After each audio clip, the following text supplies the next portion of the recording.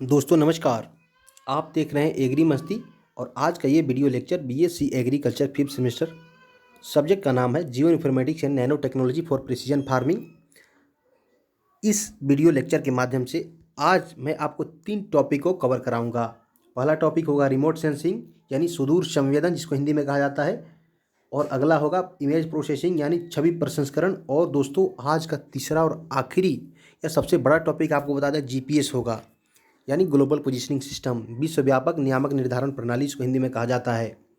दोस्तों आप लोगों को जैसे कि मैंने फर्स्ट में इसलिए बता दिया कि तीनों हम लोग टॉपिक इस कवर करेंगे, क्योंकि बहुत सारे छात्र क्या होते हैं वीडियो को बीच से छोड़ करके चले जाते हैं और नुकसान हो जाता है। अतः आप लोग से रिक्वेस्ट करता हूं कि आप लोग वीडियो को अंत तक जरूर देखिएगा, तभी आप इन तीनों टॉपिक को समझ पाइएगा। और अगर आपने कहीं ना कहीं इसके बारे में हल्का फुल्का पढ़ा होगा तो आपको ये जरूर पता होगा ये तीनों टॉपिक कितना इंपॉर्टेंट होने वाला है geo informatics and nano technology subject के लिए। मैं वीडियो में आगे बढ़ूँ उससे पहले रिक्वेस्ट करता हूं कि इसी सब्जेक्ट का एक वीडियो इस चैनल पे पहले से ही अपलोड किया जा चुका है, जो कि नॉन स्टॉप वीडियो है। उसमें बहुत सारे टॉपिक को कवर कराया गया है। आप लोग उस वीडियो को नहीं देखे हैं तो जा करके देख सकते हैं। मैं उस वीडियो को लिंक आपको डिस्क्रिप्शन में दे रखा है। अब दोस्तों आपको बता दें, आपको नैनो टेक्नोलॉजी का या जियो इन्फॉर्मेटिक्स का कंप्लीट सिलेबस का PDF खरीदना चाहते हैं तो उसके लिए आप डिस्क्रिप्शन में दिए हुए संपर्क नंबर पर संपर्क कर सकते हैं। अब चलते हैं बिना देर किए अपने टॉपिक पर। तो सबसे पहले हम लोग जानेंगे रिमोट सेंसिंग। ठीक है, तो चलते हैं अपने टॉपिक। ये रहा अपना टॉपिक, सुदूर संवेदन, जिसको हिंदी में कहा जाता है, इंग्लिश में रिमोट सेंसिंग कहा जाता है। अब इसका परिचय जान लेते हैं कि भाई आखिर है क्या। सुदूर संवेदन किसी वस्तु या व्यक्ति के संपर्क में आए बिना भौतिक रूप से किसी वस्तु या व्यक्ति के बारे में सूचना प्राप्त करने की एक कला है और विज्ञान है। मनुष्य अपने दिन प्रतिदिन के कार्य में सुदूर संवेदन का उपयोग करके स्थानीय दशाओं पर नज़र रख सकते हैं, सुन सकते हैं तथा गंध को भांप सकते हैं। अब दोस्तों इसका परिचय जो है आपके भाषा में, देहाती लोकल भाषा में देता हूँ। जैसे सुदूर संवेदन यानी रिमोट सेंसिंग क्या होता है। आप कभी ना कभी रिमोट का यूज़ किए होंगे घर में टीवी देखने के लिए या फिर कुछ करने के लिए, गेम खेलने के लिए। तो इसका यही कहने का मतलब है कि आप टीवी देखते हैं तो रिमोट के माध्यम से बस बटन दबाते हैं तो चैनल चेंज हो जाता है या फिर गाना बदल जाता है। तो आप टीवी को बिना टच किए, बिना छुए टीवी तक पहुँचे आप उसके भौतिक दशा में परिवर्तन कर देते हैं। तो ये क्या, ये यही रिमोट सेंसिंग होता है। इसका परिचय था ये। अब इसका परिभाषा क्या होता है, क्योंकि आपको तो पेपर में परिभाषा सिस्टमेटिक लिखना होगा, तो इस परिभाषा को भी जान लीजिए। अब इसके परिभाषा को बताते हैं किताबी भाषा में, फिर आपके भाषा में समझाएंगे।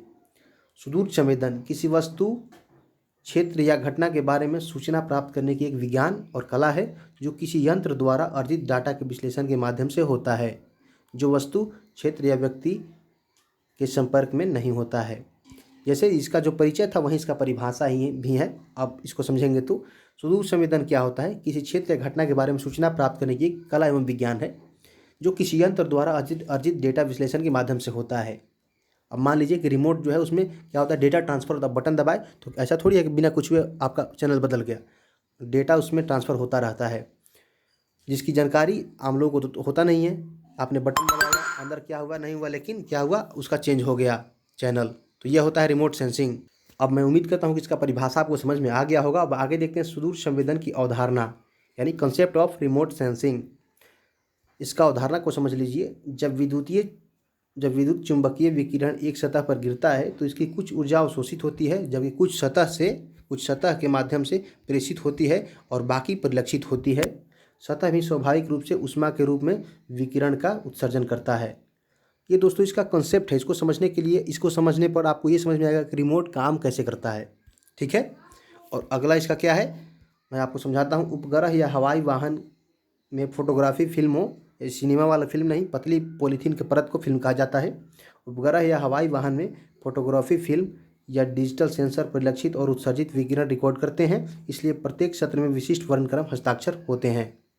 अब अगला कॉन्सेप्ट क्या है इसका, विशिष्ट उपकरणों और सॉफ्टवेयर का इस्तेमाल विभिन्न वर्णक्रमीय हस्ताक्षर के बीच पहचानने या अंतर करने के लिए किया जाता है। ये दोस्तों यहाँ पे आप देख सकते हैं, यहाँ पे इसका 3-4 कॉन्सेप्ट दिया हुआ है, जो कि इस कॉन्सेप्ट को समझने के बाद आपको ये पता चलेगा कि रिमोट सेंसिंग काम कैसे करता है। अब दोस्तों मैं आपको फिर से एक बार बता देता हूँ। अगर आपको वीडियो के माध्यम से इसको पढ़ने में थोड़ी बहुत परेशानी आ रही होगी, लेकिन अगर आप चाहते हैं कि इसको PDF के रूप में पढ़ें तो उसके लिए आप मुझे पैसे पे करके आप इसका कंप्लीट सिलेबस का PDF ले सकते हैं। उसके लिए आपको डिस्क्रिप्शन में दिए हुए संपर्क सूत्र पर संपर्क करना होगा। अब आगे देखते हैं सुदूर संवेदन का कृषि में अनुप्रयोग। चूँकि हम लोग एक कृषि का छात्र हैं तो हम लोग यही जानेंगे कि भाई रिमोट का कृषि एग्रीकल्चर में क्या यूज होता है। इसके लिए आपको ध्यान देना होगा यहाँ पे। अब देखिए, कृषि में सुदूर संवेदन अनुप्रयोगों का संक्षिप्त विवरण निम्नलिखित है। जो कि किताबी भाषा में समझाना पड़ता है, क्योंकि जो कॉपी चेक करते हैं एग्जामिनर उनको तो वही चाहिए होता है जो कि बढ़िया किताबी सिस्टमेटिक हो। अतः आप लोग ज़रा ध्यान दीजिएगा बढ़िया से। 1 नंबर में दिया है वैज्ञानिक अनुप्रयोग। कृषि जलवायु विज्ञान, कृषि परिस्थितिकी विज्ञान, भूमंडलीय परिवर्तन, जल विज्ञान, मृदा विज्ञान, वनस्पति विज्ञान इत्यादि। ये क्या है रिमोट सेंसर का? ये वैज्ञानिक अनुप्रयोग है रिमोट सेंसिंग का। अब देखते हैं दूसरा, फसल अनुप्रयोग। ठीक है, फसल अनुप्रयोग इसका क्या कौन कौन सा उपयोग किया जाता है फसल अनुप्रयोग में? पारिस्थितिकी, फसल हानियाँ, फसल उत्पादन आकलन, फसल वर्गीकरण, राष्ट्रीय और अंतर्राष्ट्रीय उपयोग एवं मूल्यांकन, पशुधन की खोज इत्यादि रिमोट सेंसिंग का उपयोग करके किया जाता है। अब देखते हैं भारतीय सुदूर संवेदन यानी इंडियन रिमोट सेंसिंग। अभी वीडियो को छोड़कर भागना नहीं है, अभी इससे भी इम्पोर्टेंट 2 टॉपिक जैसा कि जीपीएस है और इमेज प्रोसेसिंग है, जो कि आपका सिलेबस का चीज़ है, सिलेबस का टॉपिक है, तो उसको आगे बताने वाला हूं, इसलिए वीडियो को छोड़कर नहीं जाना है। आप लोग प्रॉमिस करिए, कमेंट में जरूर लिखिए कि मैं सभी वीडियो को शुरू से लेकर के लास्ट तक वॉच किया हूँ। अब देखते हैं आप भारतीय सुदूर संवेदन यानी इंडियन रिमोट सेंसिंग। भारतीय सुदूर संवेदन उपग्रहों पृथ्वी अवलोकन उपग्रहों की एक श्रृंखला का निर्माण, छोड़ना एवं प्रबंधन भारतीय अंतरिक्ष अनुसंधान संगठन यानी इसरो द्वारा किया जाता है। IRS श्रृंखला भारत के लिए कई दूरस्थ संवेदन सेवाएं प्रदान करता है। अब इसको आपके भाषा में समझाते हैं। जैसे भारतीय सुदूर संवेदन उपग्रहों पृथ्वी अवलोकन उपग्रहों की एक श्रृंखला का निर्माण, छोड़ना एवं प्रबंधन भारतीय अंतरिक्ष अनुसंधान संगठन इसरो द्वारा किया जाता है। यानी दोस्तों जो इंडियन रिमोट IRS है, इंडियन रिमोट सेंसिंग, इसका यूज क्यों किया जाता है? उपग्रहों को छोड़ने के लिए इत्यादि के लिए किया जाता है, जो किसके हाथ में? इसरो के हाथ में है, यानी भारतीय अंतरिक्ष अनुसंधान संगठन यानी इंडियन स्पेस रिसर्च ऑर्गेनाइजेशन के द्वारा किया जाता है। भारत कई दूरस्थ संवेदन सेवाएं प्रदान करता है। यानी जो IRS है भारत कई दूरस्थ संवेदन सेवाएं प्रदान करता है, जैसे सैटेलाइट वगैरह छोड़ने के लिए। अब देखते हैं नेशनल रिमोट सेंसिंग सेंटर यानी भारतीय सुदूर संवेदन केंद्र। तो भारतीय सुदूर संवेदन केंद्र अंतरिक्ष विभाग के तहत स्वशासी संस्था है, जिसे अगस्त 2008 तक भारतीय सुदूर संवेदन एजेंसी कहा जाता था। भारतीय सुदूर संवेदन एजेंसी का मुख्यालय सादनगर हैदराबाद आंध्र प्रदेश में है। अब दोस्तों आपसे टिप्पणी में पूछ सकता है लघु प्रश्न में, ये भारतीय सुदूर संवेदन केंद्र क्या है, कहाँ है, इसका नाम क्या था पहले, अभी नाम क्या है? तो आपको क्या करना होगा, भारतीय सुदूर संवेदन केंद्र अंतरिक्ष विभाग के तहत एवं स्वायत्तशासी संस्था है, जिसे अगस्त 2008 तक भारतीय सुदूर संवेदन एजेंसी कहा जाता था, लेकिन अब क्या कहा जाता है? भारतीय सुदूर संवेदन केंद्र कहा जाता है। भारतीय सुदूर संवेदन एजेंसी का मुख्यालय सादनगर हैदराबाद में है, जो कि आंध्र प्रदेश में पड़ता है। अब देखते हैं भारतीय सुदूर संवेदन 1 सितंबर 2008 से एक पूर्ण विकसित इंडियन स्पेस रिसर्च ऑर्गेनाइजेशन यानी इसरो केंद्र में परिवर्तित हो गया। तो जो पहले क्या था आपको बता दूं, जो पहले था भारतीय सुदूर संवेदन एजेंसी यानी इंडियन रिमोट सेंसिंग एजेंसी था, वो क्या हुआ 1 सितंबर 2008 में क्या हुआ, ये ऑर्गेनाइजेशन इसरो में परिवर्तित हो गया, जिसका मुख्यालय बेंगलुरु में स्थित है।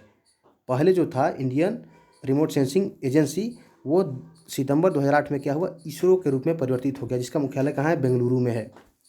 अब देखते हैं छवि प्रसंस्करण। ये इस वीडियो लेक्चर का दूसरा टॉपिक है, यानी इमेज प्रोसेसिंग एंड इंटरप्रिटेशन, छवि प्रसंस्करण एवं व्याख्या। तो इसको भाई व्याख्या है तो इसको ध्यान से पढ़ना होगा, क्योंकि इसको दीर्घ उत्तरीय प्रश्न में पूछा जा सकता है।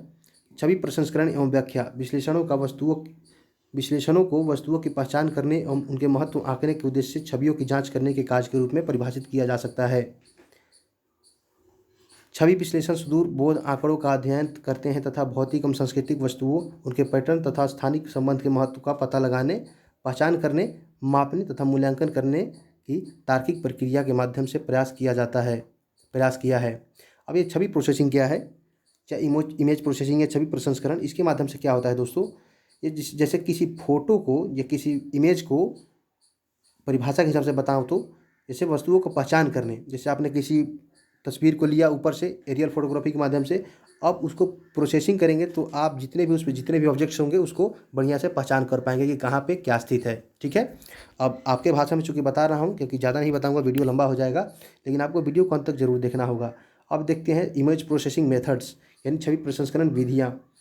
छवि अधिग्रहण से इसमें सबसे पहला क्या होता है, छवि अधिग्रहण यानी छवि को कैप्चर किया जाता है, उसके बाद छवि उन्नतीकरण किया जाता है, उसके बाद छवि विश्लेषण किया जाता है।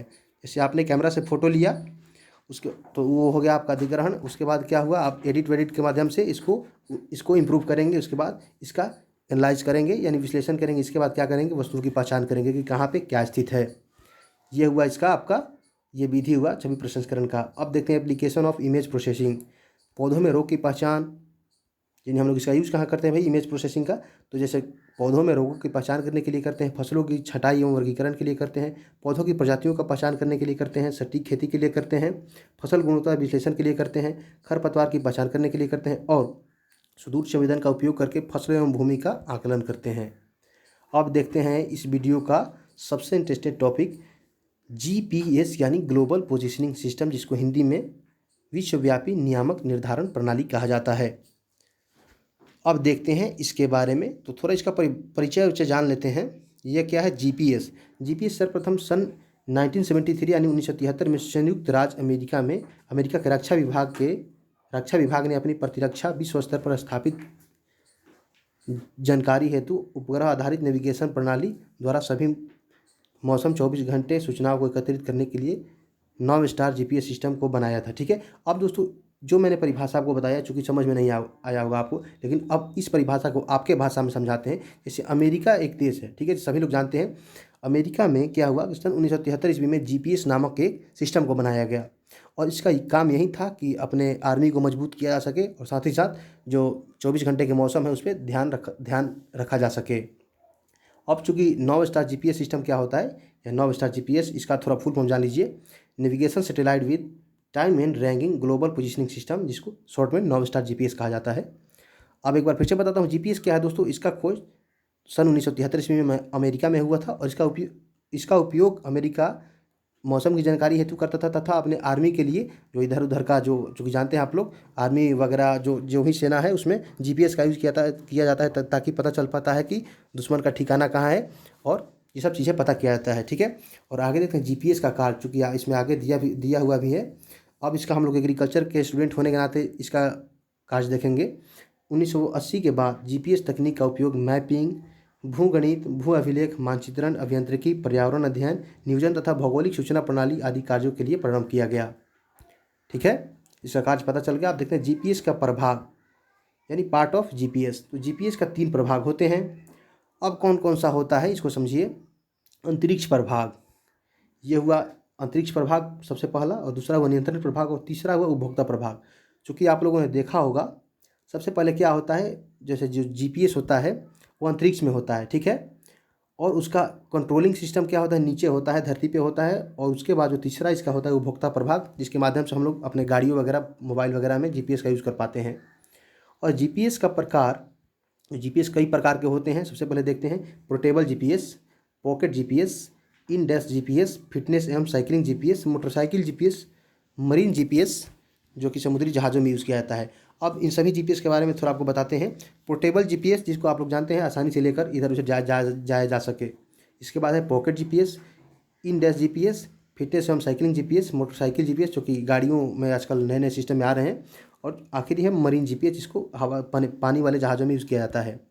तो ये जो टॉपिक है जो कि मैंने आपको बताया इस वीडियो के माध्यम से, इन तीनों टॉपिक से 100% मैं गारंटी करता हूँ कि 100% प्रश्न पूछे जाएंगे। अतः इस वीडियो को जो भी छात्र यहाँ तक देखे हैं वो लोग एक बार कमेंट करके ज़रूर बता दीजिएगा कि वीडियो आपको कैसा लगा, और वीडियो में कुछ कमी हो तो उसको भी आप लोग बता दीजिएगा, ताकि मैं आगे से इसको इम्प्रूव कर सकूँ।